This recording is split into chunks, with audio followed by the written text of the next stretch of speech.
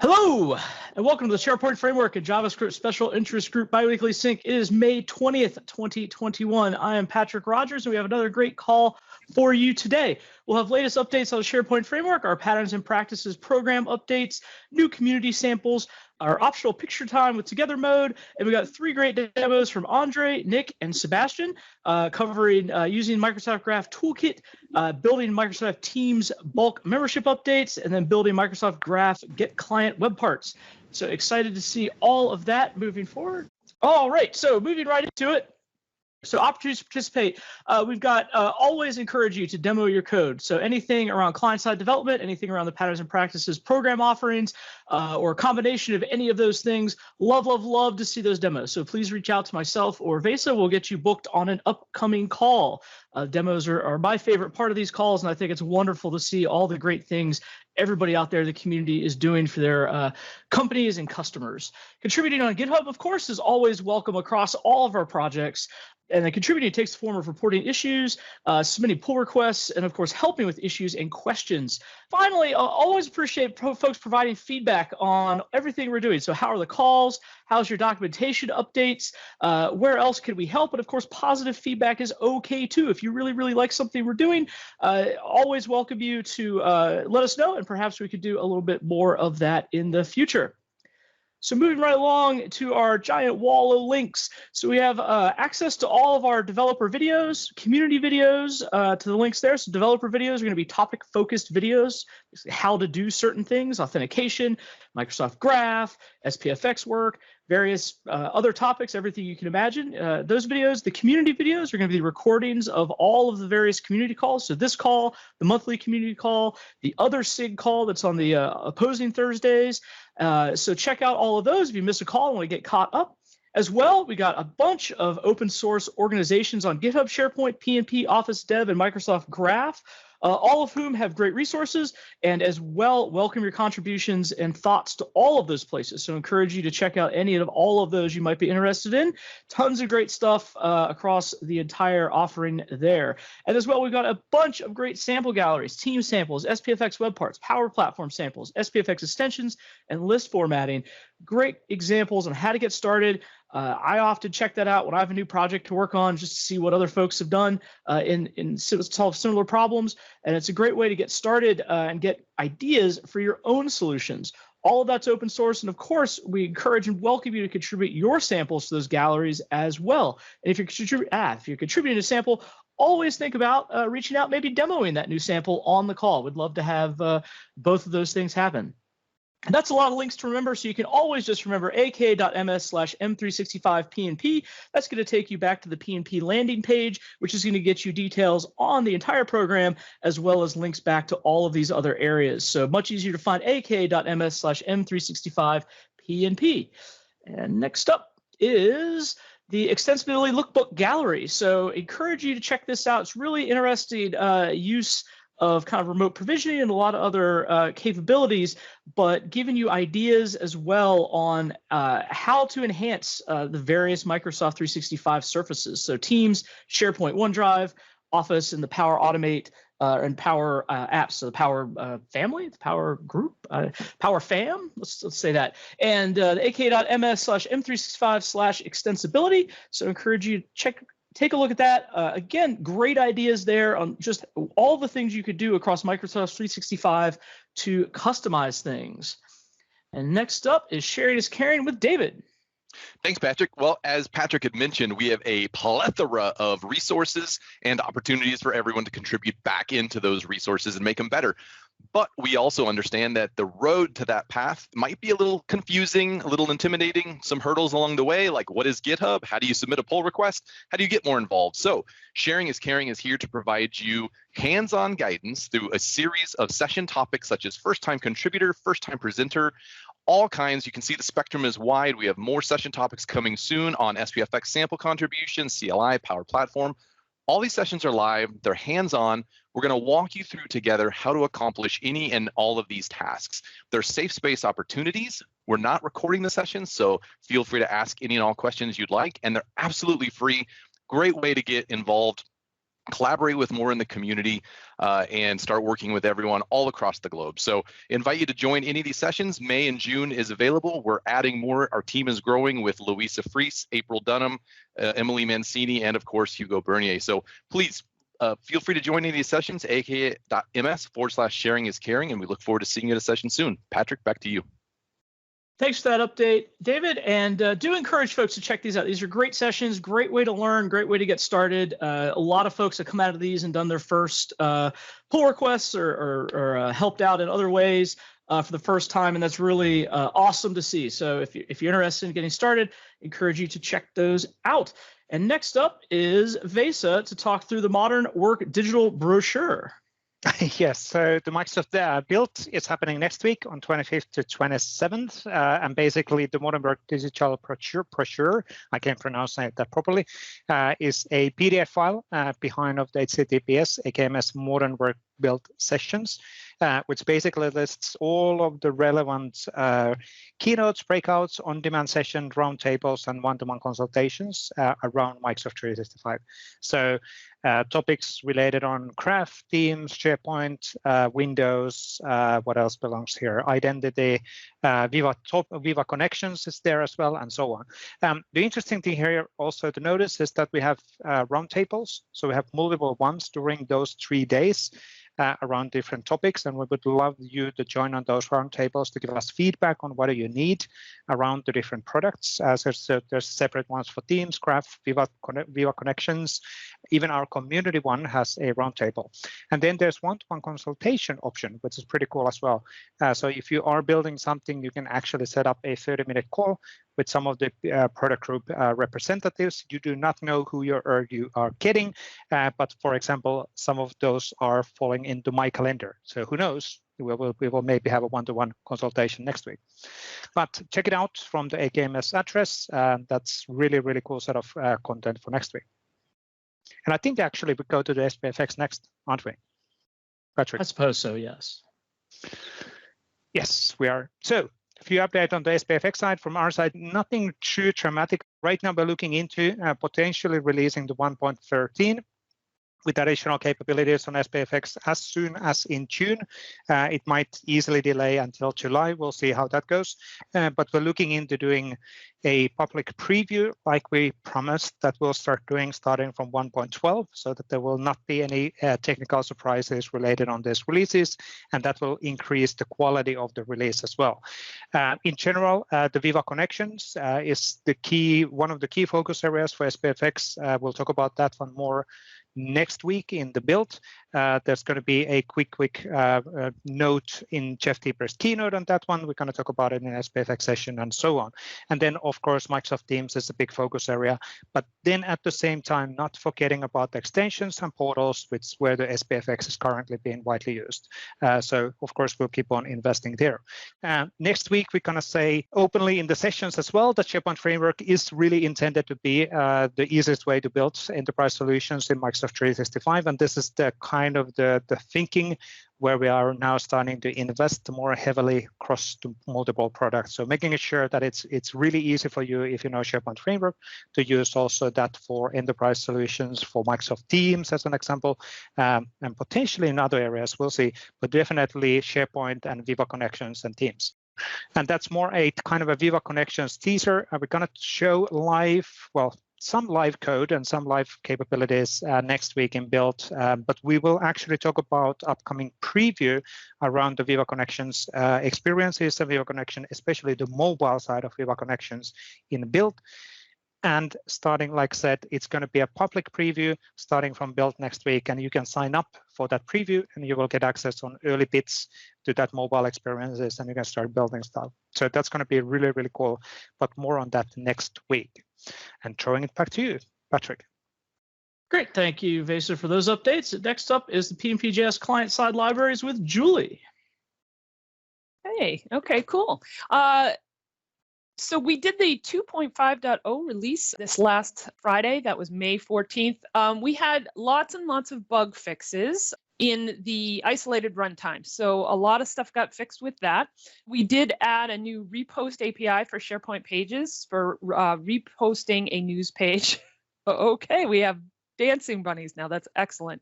And there was lots of docs fixes from a lot of different people. So back to the sharing is caring, I want to just point out that that is an excellent way to assist, is by updating docs. If you happen to use the PnPjs library, don't feel like you can contribute to the library itself, but could contribute samples or update docs in some way to help make it easier for the next person that comes along, we would highly encourage that. So I just wanted to point out that these docs updates that we get are really helpful and useful, and you should definitely feel open to trying to submit some of those if you have them.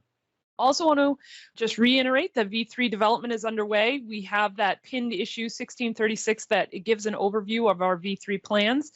There is also a V3 branch that's available. It has some working code in it, but it is a work in progress. So it's not something that you can even use in a beta state yet, but we will be announcing more as we get further along in that.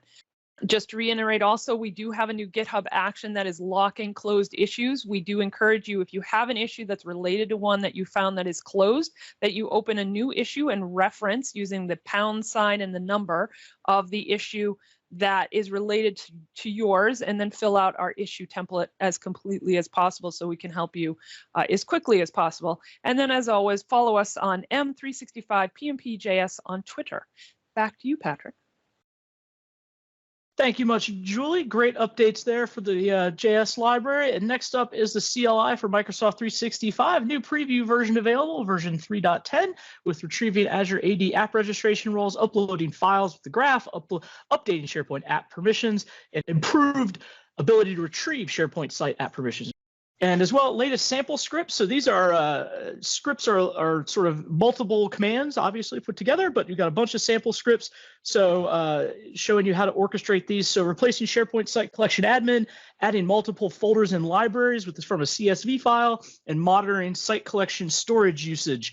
So those are great sample scripts you could take and adapt to your needs as well. You can always install the latest preview from npm install-g at pnp/cli-Microsoft 365 at next, and the ak.ms/cli-m365 for all your documentation and update needs. Be sure to check out the CLI. Great tool for managing your deployments and managing your dev experiences. Next up are the reusable controls. We have two sets of controls. There's the React controls. The 2.x branch or version set is for SPFx 1.11 and below, and then the 3.x branch is for SPFx 1.12 and likely above. So team picker, team channel picker by team, site picker, drag and drop files, various fixes, enhancements, all new stuff, all great stuff. You can see the latest version numbers up there, 2.7 and 3.1. Those are available now. Those are the React controls, which are designed to be used in the body of your web parts or application customizers. And then you've got the React property controls, which are designed to be used in the edit pane of your SharePoint Framework web parts. And those versions are 2.6 and 3.1. And then those releases are various fixes, just some small updates to those. And again, I want to thank everybody who's helping out here with the controls. A lot of great contributions going on in the control space. Next up is PnP Modern Search, ak.ms/pnp-search for all of the latest updates there. This is a set of web parts designed to allow you to build a search experience for your users. So think of the sort of search portal idea. So you can compose these web parts together and create great looking and great usage for your search experiences for your users. The newest stuff, 4.1 or 4.x branch, 4.1 being released on March 20th, is the active branch that's being worked on, and lots of great releases there. So if you're still on the 3.x branch, I would encourage you to upgrade as time permits. And the April release was skipped due to resourcing, aiming for a May update there. So again, PnP Modern Search is a great place if you're looking for somewhere to contribute and want to help out. That's a place that we could always use a little bit more help from folks. Across all of these, of course, you're welcome to help out for all of these offerings. So check out the Modern Search as well. And next up is the samples with Hugo. Awesome, thank you. So if you're the kind of person who learns better by example than instead of reading extensive documentation, you'll probably like the SPFx web part samples and the SPFx extension sample repositories. There's hundreds of curated SPFx samples built by the community, and this should be the first place to look when you get started with a new SPFx development task. These are the updates for the last 2 weeks. So on the SPFx extension side, we have nothing new yet, but on the SPFx web part, we have a new web part from João Mendes, which is a 2019 version of his awesome list item menu, which we demoed earlier on a previous call. And we have a new news banner by João, because João apparently feels that doing one sample every 2 weeks is not enough, so he does 2 now. So this new web part actually shows information, news information as a banner, and the information comes from a list, and it works on SharePoint 2019 and SharePoint Online. The good old list form web part continues to evolve. There was an issue that when we submitted the attachments on a form were not cleared. So Ari Gunawan updated that for us. Thank you. And we have an update to the calendar. Eli Shea updated the web part to use the local storage for caching, so we're not calling the API as often as possible. And there's a new issue template, which you can see now on top of the screen. We use a new feature that's available in GitHub that allows us to actually create forms for issues and soon for pull requests. And we're doing this not because we want to make it more difficult for you to submit issues. We absolutely welcome issues, but what we found is the majority of the time that we spent with issues was going back and forth saying, what version of the form are you using? What version of SPFx? You know, what's on your, which operating system are you using? And then the actual fixing of the issue was like a 20% of the total effort. So by asking people to make sure that they fill in the information we need, including who's the author, what's the sample, you know, what's your version of SPFx and so on, we'll make sure that we can respond to you a lot quickly. And we've got automated processes now that will automatically close the issue if you don't bother with filling the information. Again, it's just to make sure that we're delivering you, you know, the help that you deserve in the time as fast as possible. That's it for me. Back to you, Patrick. All right. Thank you very much, Hugo, for those updates. And thank you, everybody, for helping out with the samples. Next up is our optional picture time. Vesa, if you want to take over to orchestrate this. Absolutely. Let me share my screen and put the screen again on the right location. So let's see if we can actually, how do we do this? So I'm sharing that, and then we'll do this, and I'm already recording. Let's wait for the full 50 seats filling up situation. I'm not going to enable my video because I think, oh, Bob, you have a nice hat. So yes, wow. So nothing against wearing hats. Hats are cool. So I think we're filling up with 50. Oh, still April on the middle. Yeah, leading the back. Really good. There's Alison. Is it? Yeah. See, recognizing. Excellent. Awesome. Let's do some hand waving, everybody. Thanks, everybody, for joining. It is, like I said so many times, it's awesome to see the real faces behind of the names. Hopefully, by end of this year, we'll get to see some of you face-to-face in some conferences. Thanks, everybody. We'll grab a GIF animation out of that. And cool. Let's get back on the demos. Who do we have online? Andre, please take it away. If you could take over the sharing. First of all, thank you for the invitation to make this presentation itself. So my name is Andre Lash. I work in Switzerland for a company called Datalinks, and I create one sample that is called OneDrive Finder that used the Microsoft Graph toolkit to retrieve this information. When I picked it was on a beta version, but the last hours have been some developments itself. So before, I just want to give a small context. So I started to make my first development on SPFx 2 months ago, and because of my current work, I never had the chance to develop anything related with SPFx. But I always see a lot of videos, documentation, and everything else, and I really have the fundamentals to start to work itself. And then I went first to the first community when I used the reusable controls and using what was already there. I just created one control. Then I went to the sample, to the web part samples, the second community, and I wanted to create the first web part. And I saw in the internet on Twitter sharing that there is a Microsoft Graph Toolkit control that is called File List. That was on beta version. I say, okay, it's you I'm going to pick. And based on that, I picked this beta version of the Microsoft Graph Toolkit. They have two different components. That is called the Microsoft File List and the Microsoft File. Both they are working together itself.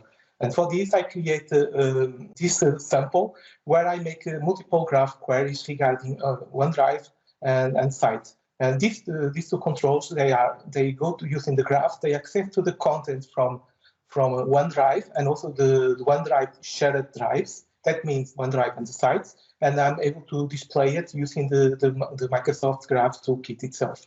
The example has graph queries, breadcrumbs, search on drive, space size, filter on file extension, teams, localization in cache. Too many things. I will try to resume it as soon as possible. So just visualization, what I want to represent is I have 4 separate queries that I make it to the call. So the first thing is to call the host name. And based on that host name, retrieve me the sites where there are drives.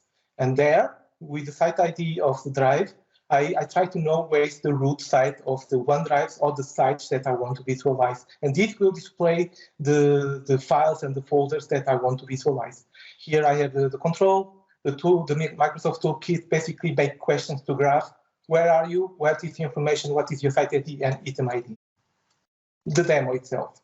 So I'm just going to jump. I create a Viva connection with the graph here, and then I make a preloading of all my sites that I'm collecting to save the ID itself. For this example, I create one site where I want to access to the drive or share the drive information, where I'm able to visualize all this information here. And any moment, I can make some filtering itself. For example, I can make for PDF, docx, or even XSL. I can also include some folder filtering itself. And at any moment, another option that I described is the ability to make navigation between the folders. I can go back and go fast. As you can see, after the clicking the first time, everything is loaded on cache, and this will become faster than the next time I click it. So there is we can make a simulation of the documents that we can visualize. And any moment, we can also use the filtering that we are able to define what is the page size. If we want it we only want to see bunch of 505, and we can expand it, or we want to see it more than that. At any moment, also, we are also to define different type of look and feel. I defined 3 different ones. We have a default one, a dark one, and I'm going to use another option, and I'm going to include my custom script. And one thing that you can see here, and if I should also change, I changed the localization of the files. Here was modify, and here is load more, and I changed the localization to have a different customization. If I return back, I have the default capability itself. At any moment, I'm able to make some search drives using the current operators itself. And this will give me the naming of the files on that specific drive. If I click on the file, I'm able to see, and as you can see, the theme is also aggregated directly from there. And I can always return back, and this is basically the main operation. I have one last demo, but I will call it, this is related with cache, that is extremely important, that I wanted to talk in a second point. So return back to the code. The last hours, I identified that on the Microsoft Graph Toolkit, there is a new version where I already included these 2 new controls, the file list and the file. If you want to start to dig in and to make some investigation and work, and because I'm going also to update my control on the web part samples, I'm going to update already with the new version that is already there and with all these features that I'm describing itself. So how fast? How is this made? So first thing is first. So who is working normally with Graph? knows that we need to give some permissions, basically read file permissions and site permissions, because I'm reading the sites and I'm reading the files. Then, secondly, picking these permissions, I load it in the context that will be loaded by the SharePoint provider. As a previous work, I have a connector where I make the calls to the host name plus the site where else that I'm going to use it for the filtering of my content itself. So how to retrieve the site ID? The first thing I did is I just retrieved the host name, and then returning on the host name, I make a normal search on using the site graph, and I use the operator search to retrieve me all the sites that I want to use it for my drive. And then I pick the ID. The ID will be the site ID that I will use it for the filtering of the content for the site or for the OneDrive itself. So this information is stored, will be listed here, and then we go for the second step. So the moment we load this content, we're also going to load we will need also the ID to identify what is the information that we want to display. Normally, the steps that I do is I pick the site and I list all the content from the root folder itself. Here are a bunch of other queries that they are supported with the file list and also with the file itself, and also some attributes that I use it. For this example, I use multiple ones, but the ones regarding the OneDrive, I use the site ID and the item ID for the breadcrumb, and also to display the content from the drive, and the file list query for the search capability that I showed before. All this information are also shared, and it was also included today. And you can also give access to these links created on the Microsoft documents, where they can explain better and have it way more detailed than me. Let's say like this. Okay, I have my ID. Now I need to get the root ID, and this is exactly the only queries, filter queries or stream queries that I make. All the other ones that will be managed by Microsoft Graph Toolkit. So I using the Graph component, I retrieve the root ID where he retrieves me or gives me the ID.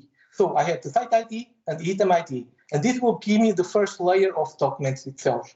And now, how can I go deeper on the breadcrumb itself? If you click, there's an event that is called item click. If you click on the event, he'll give you some key information that you can reuse it where you want to have it. For example, the document information, or if you wanted to have it as a breadcrumb.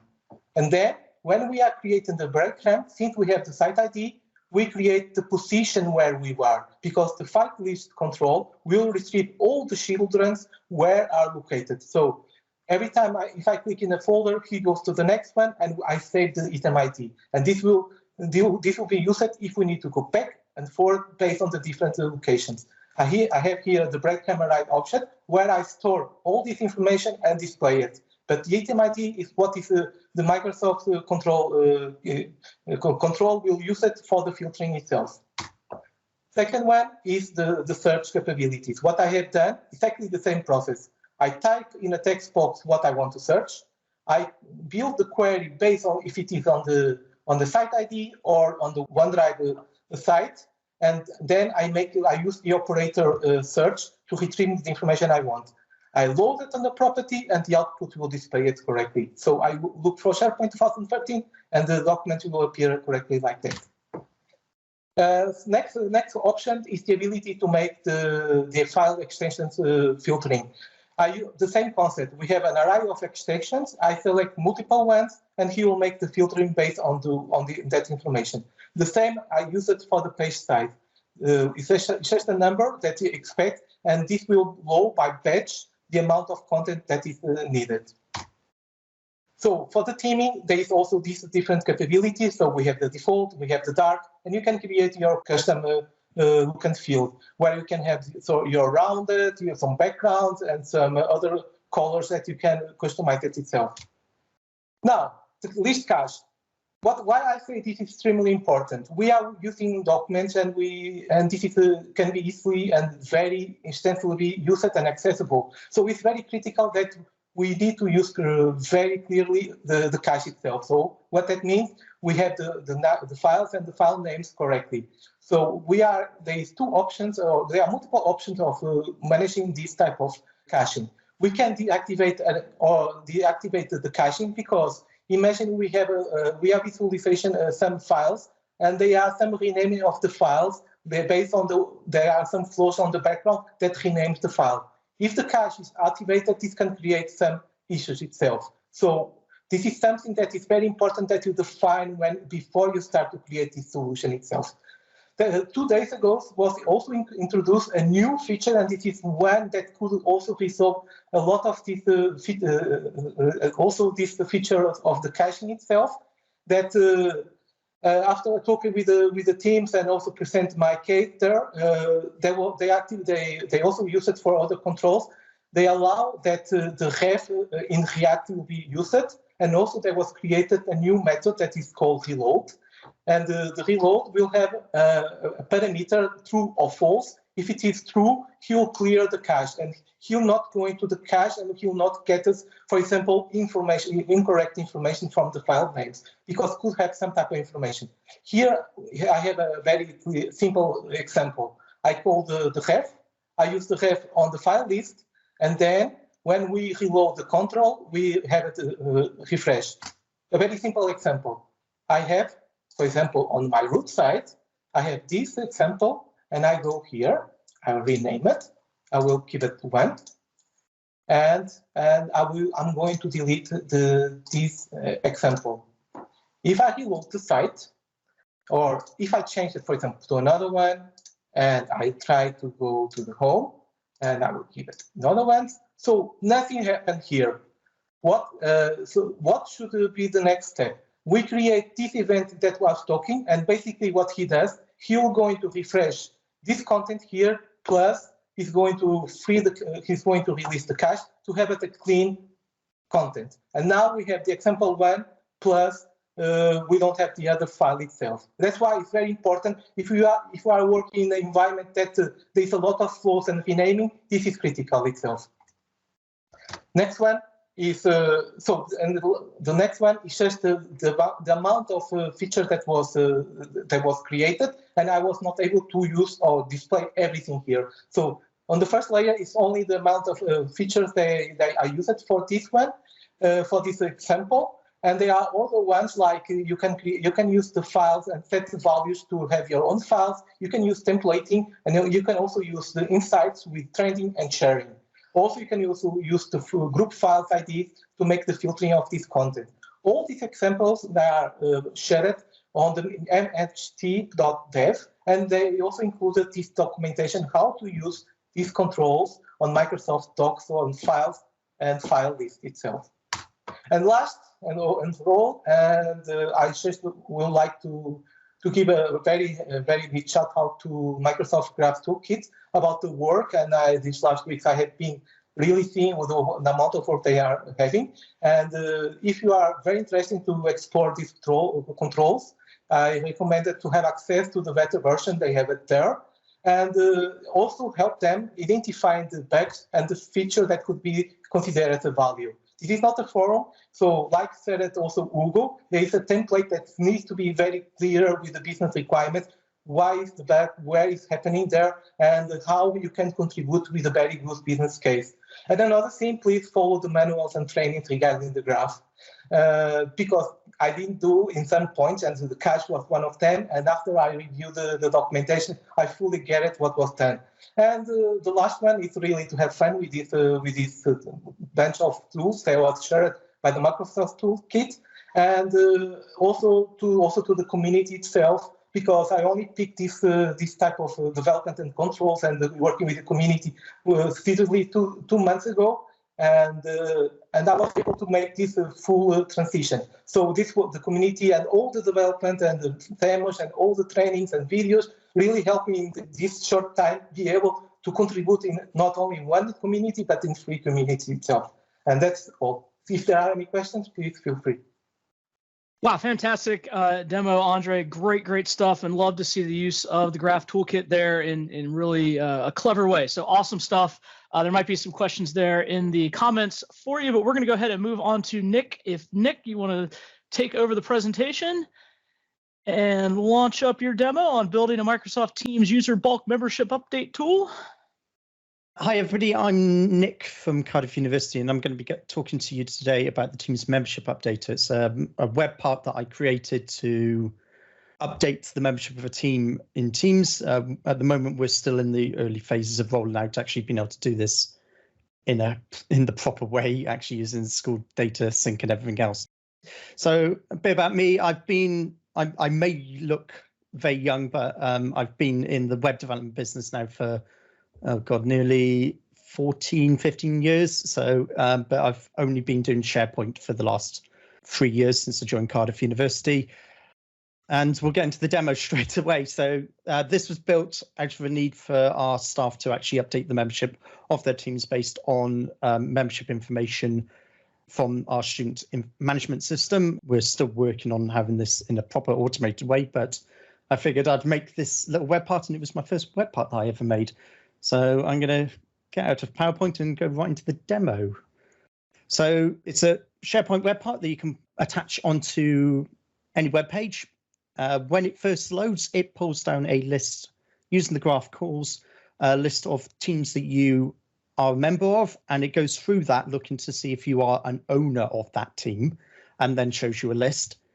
When you select a team, you just saw it there, it checks the ownership again, just to make sure, and then you move on to the next step, which is selecting a CSV file. This has been updated since the original version. My original version wasn't using the file picker from the lovely guys at the lovely PnP React controls. So now you can pick from a OneDrive location or you can upload a file individually. So I will select this file.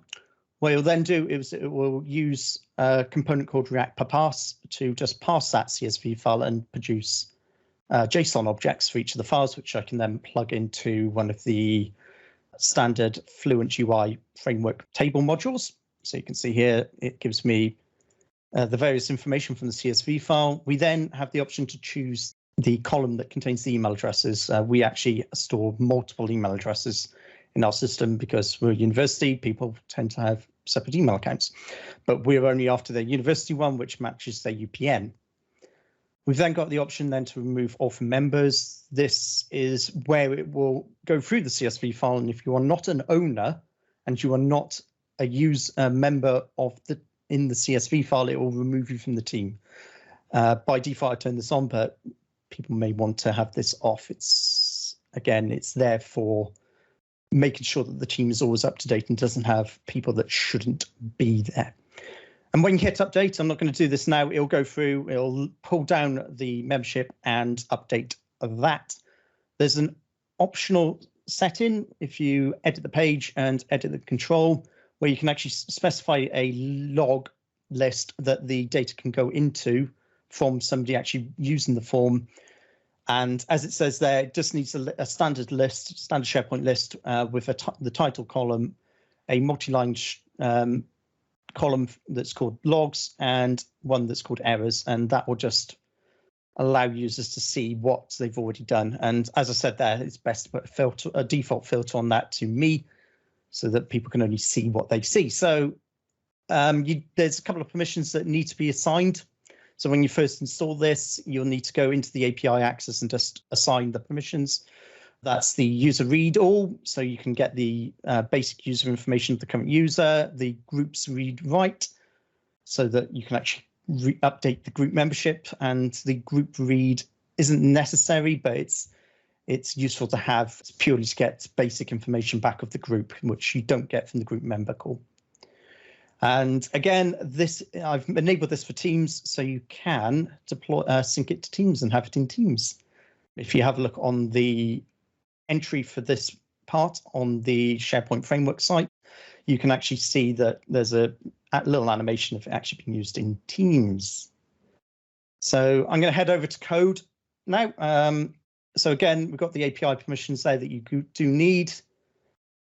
The couple of little things that you will need around additional controls, hopefully this is size okay, is you need the, I'm using the SPFx controls, the React controls, and the property controls. And I'm also using the component called React per pass, which is a JavaScript component for CSV parsing. So in the main section, I'm not doing much here apart from defining the log list and allowing users to select it. Again, I'm using the React property controls. So you can actually select the list control, and I've just put a description here that's defined inside the strings file of what the log list needs to contain.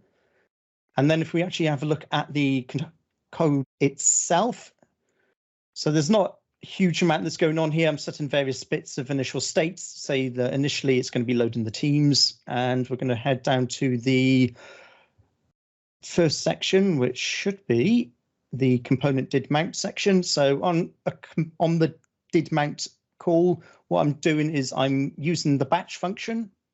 So I'm creating a batch that's basically going to go away. It's going to grab the me, so basically the information about the user themselves, and it's going to get the teams that the user has joined. Again, this is I'm not using PnPjs. I've only recently found out about PnPjs, and it's amazing compared to the inbuilt stuff. So yeah, I'm calling the batch function, and what I'm doing is waiting for that to come back. If there's any errors in that, it will just put them into the logs entry as errors so that the users can see it. That way, most of the time, 9 times out of 10, it's because the permissions haven't been assigned, or SharePoint has taken some time to actually assign the permissions. And what I'm doing is just going through the graph. I'm just adding all of those then into the state so that we can render that. And the rendering, that's this drop down that appears here. So when you select something, then we scroll back up here. Again, this is one of my first ever SharePoint framework parts, so things are a bit all over the shop compared to my later ones. So when the drop down is changed, what we're doing then is we're calling the owners function in graph just to get who the owners are. And we're going through then and making sure that the user that's using this is actually an owner of that team. If you're not an owner, you'll get an error saying you're not an owner, please, can't update the membership of this team. What the system also does then is it adds the owners to a separate list so that we can keep track of it, because you don't want to be removing owners that don't necessarily exist in the CSV file. This is especially true for class lists in education environments, because you may not have the teacher assigned in the class list because they're not a student. So that's going on here. And what we then do is once you upload the CSV file, what I'm doing then is I'm pulling the raw data back from the array buffers, depending on whether that needs to be downloaded from the internet or read from the local file store. It runs in exactly the same way.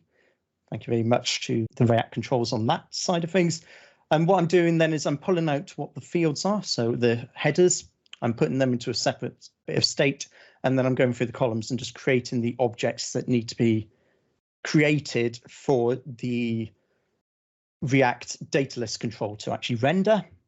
And I'm just doing various bits and pieces with the map in there just to put it into the right format. And I'm also just blanking out any initial settings that were there, because you could be rerunning this. And then it's the actually running. Yeah, it's the actual running. So the first thing we're going to be doing is loading the members. So I use an enum here just to say what the state of things are. So we're loading the members, and what we're going to be doing is calling the Graph API to find the members of that team. I've updated this since the initial release to add the ability to reiterate through if Graph has paged the return that you initially get. I wasn't doing that initially, and it was larger teams, larger classes that was actually causing an error. So there's some log entries that go into here just to say what's going on, so the user gets some feedback of what's going on. And yeah, what it will do is then go through the comparing the members with the CSV file and looking to see if they exist in the CSV file or they are an owner of the team.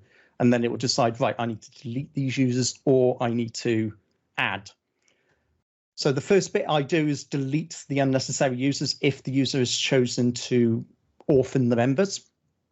And I'm doing this via, again, graph calls, but I'm doing this in a slightly different way in the fact that I'm using the graph batch functions, and I'm using something. I've made an interface called iRequest that just takes any element as the request item, and this is just building up graph calls to delete the users. I've chosen the chunk size of 20 because I've found that that's the best one to use for graph. All this looping here is doing is splitting the people that need to be deleted into chunks of 20, so that when you call the graph, you're not putting too many requests into the batch. And you can find the limits on the batch sizes in the graph REST API information on docs.microsoft.com. And then what we're doing, once all that's come back and it's happy, we go through and create who needs to be added, and then we're going to actually do the calling. So this is where the system will go away and start firing off the REST API calls to graph, going, please delete these. And it will just keep looping through this until the batches are done of the deletes. Once the deletes are done, or there's no deletes to do, it will move on to doing the add members.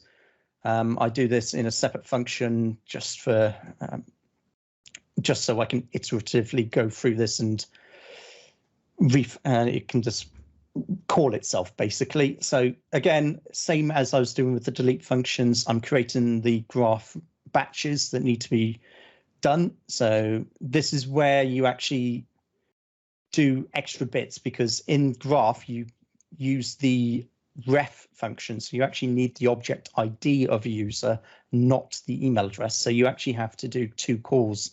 You have to go away and call the graph to find the object ID, and then you have to, once you've done that, you have to build another batch to send off to graph with the actual delete function. So yeah, and that's what we're doing down here. So we're just batching that all up. I've got various debug bits of information in here just so it's logging that onto the console if you ever wanted to see it, and it then just goes away and calls the graph with the IDs that have come back from the initial batch, batches all that up again and fires that off. And again, any errors or anything that's been done is logged into an array inside the web part, so that it can go, the user can see what's going on, and in theory, if you enable it, can be logged into a separate list, so even admins who deploy this can actually see what people are doing and what's actually happened. And yeah, that's basically it. Here's the render function. So there's not a huge amount that goes on in here. It's using primarily the standard Fluent UI framework components, and obviously the file picker component from the PnP React controls. So thank you very much. Awesome stuff there. Thank you very much for that demo, Nick. Great to see that really exciting, thorough demo and thorough bit of coding. So that'll be a great sample for folks to reference as well. And last but not least, we've got Sebastian Levert with a Microsoft Graph Get Client web part. If you're ready to go, and it looks like you are, take it away. I am ready. Hey, everybody, how's it going? Really, really happy to be able to go through. It's interesting. Today's call was a lot about Microsoft Graph, and I'm happy to see that. And today it's kind of how you can really improve your SharePoint Framework solutions utilizing the latest Microsoft Graph client in SharePoint Framework. So a little bit about me. I'm a recovering SharePoint dev, been a long time community member, was awarded the MVP award 6 times before I joined Microsoft now 6 months ago. And I now work as a senior program manager on the Microsoft Graph team. A little bit of history here on why I wanted to kind of bring this sample that I built a couple of weeks ago to your attention. First, amazing that the SharePoint framework has been supporting the Microsoft Graph since 2018. So since in one of the early versions of SharePoint framework, I cannot remember exactly which one, maybe someone in the chat could add it right there. SharePoint framework has been supporting the Graph with the Graph client, the Graph factory that is part of everything SharePoint framework does. And that's basically what today Andrew and Nick have been using, right? Though the current version is quite an old version of our Microsoft Graph SDK, which is the version 1.1. And things have evolved since the moment that this was included. And we've been working with partners and customers on how they could leverage the new functionalities of our JavaScript SDK straight inside the SharePoint framework. And that's kind of where this sample is coming from. First, why would you want to use the latest? Well, first, and I think that's the most important one, is to basically leverage its built-in middleware architecture. What does it mean? It means that right now, in the current version of the SDK that is in SPFx, you don't have retry handlers. You cannot create chaos in your apps and make sure that they're always well behaving under certain circumstances, especially when you're about to hit some throttling limits. So something really, really interesting here, automatically handled throttling with the latest version of the graph. Also, you're going to get the latest types if you're more around building types and not just using JavaScript object or JSON. You can use the types directly from there. You can get raw responses and not just type responses. There's a bunch of content types that are really in place for you instead of you putting all of them. So really useful when you're a developer and kind of a lazy dev like I am. I'm a lazy dev and I want to use the most out of what an SDK can offer. So how we'll accomplish this? Well, you know what? Let's close the slides now and let's go through the actual code. First of all, we're going to have to upgrade, depending on which version of your Rush compiler you're had, to leverage some of the latest TypeScript capabilities that are required, because we are going to use, for a second time today, MGT, the Microsoft Graph Toolkit. Microsoft Graph Toolkit will be what will be providing the capabilities of having access to that latest version of the SDK. So let's start. Let's start with the first code here. So basically, the first thing we're going to do is when our web part will get initiated or initialized, we will want to make sure that we set that our global provider, this is provided by the Microsoft Graph Toolkit. It is how you can assign kind of a provider. It can be an MSAL provider if you're working in regular React app, but when you're doing SharePoint stuff, you need to set it to the SharePoint provider by passing in the current web part context. MGT will do a bunch of different magic right there, including adding the right version of the SDK, making sure it's all authenticated for you so you don't have to go through any of the hoops of getting an access token to Microsoft Graph. It's going to respect all the scopes that are available in your SharePoint Online Administration portal, where you can see all the different API access that are being used or through the web parts that you want to deploy. Then afterwards, I have a super simple graph client here. That's my component. There's literally nothing in there. A simple state, a component here that has one text field, that is the query or the API request you want to do, a text field of the number of requests you want to emit to graph. Here it's going to be to emulate throttling. And here, a button that then will automatically start a query. So let's start with this. This here is the default graph client.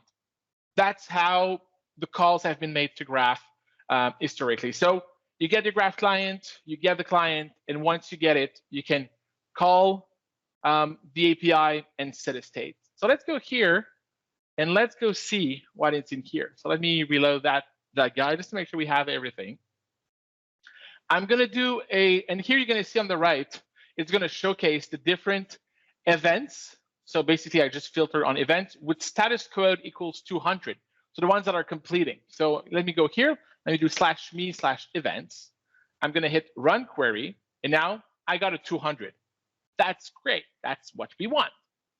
But now, if we want to go a little bit further and start challenging this, let's do the following now. Let's do something like, I'm just going to copy paste some code from a magic notepad that I have on the other screen.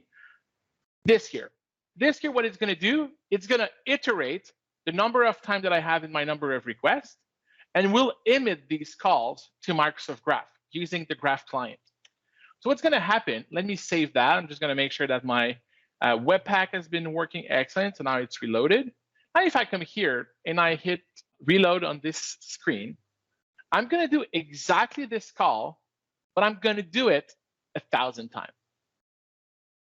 Graph, especially on some areas of graph, especially here on the mailbox, has some throttling limits. You cannot call graph 1,000 times a second expecting to receive results. What you're going to receive is what we call a 429, or we're going to tell you, you're calling graph a little bit too much. Can you back off just a little bit and come back to graph in a couple of seconds? So now, if I emit this call 1,000 times to graph, you're going to see a bunch of calls being emitted, and they're going to be emitted in one after the other. And this is doing that in parallel because I'm using a map function here. This is going actually to run all of these in parallel, not sequentially. So I'm not waiting for the previous call to complete. What's going to happen here is you're going to start to see quite soon a series of 429 happening here. And these 429s will not resume. You're going to get the request, you're going to get the errors, but the graph, the way that the current SDK that is built into SPFx is built, you're not going to get the retry that exists in the SDK. So let me just change that up and do exactly the same thing that I'm doing and doing this. And now what I'm doing, instead of calling the previous graph client, I'm just going to bring in the last here. Instead of using this MS Graph Client Factory get client, I am going to use the global provider that I set earlier, .graph.api, and here I will be able to pass in the URL I want. That means here that this here will automatically manage the retry handling, or you can even use, sorry about that, you can even add some middlewares in here. So let me do this. I can, through the API here, I can add some middleware options. So it says here, I want you to wait 5 seconds and retry up to 10 times for each queries that will be in there. So it means that you can even instruct some customized version of that retry handling. Now, if I hit save, I'm going to do a small reload here. And now, yes, we will be having 429s. I will still be getting a couple of 429. That's what graph is all about. So that's what we want. But in the end, all the 1,000 queries that we're going to do on graph will indeed complete. So if we're looking here and we look at the number of queries here, when it's going to end, we will be at 1,000 out of X number of requests compared to what we had earlier, which is just potentially 700 or 750. So if you're doing graph work with SPFx, I really recommend to use that approach. That way, you don't have to manage the 429s yourself. You can leave that to the SDK without really changing any type of code in your stuff, as it's basically all there for you. Really, really simple using the Microsoft Graph Toolkit. So that's what I wanted to share with you all today. All right, thank you very much, Seb, for that. We're going to try and jump back to the slides. All right, so thank you, Andre, Nick, and Sebastian for those great demos today. Really appreciate all that awesome samples, awesome examples of stuff you can do across Microsoft 365. Thank you to everybody for joining the call today. This recording will be available in about 24 hours on our YouTube channel. You can follow us on Twitter there. Our next SPFX call will be in 2 weeks on June 3rd, same time, and our next general dev call will be next Thursday, May 27th, same time. All the community calls are available there, ak.ms/m365pnp. Great to see everybody today. Thank you all for joining us. Again, we've got a ton of great developer community calls across the spectrum of the platform, and we do as well. We're going to take a short break this summer and sort of reconfigure a bit these calls to make it all a little bit more coherent and a little bit easier for folks to attend these calls. So thank you to everybody. Have a great rest of your week, and we will talk soon. Take care. Bye-bye. Bye-bye.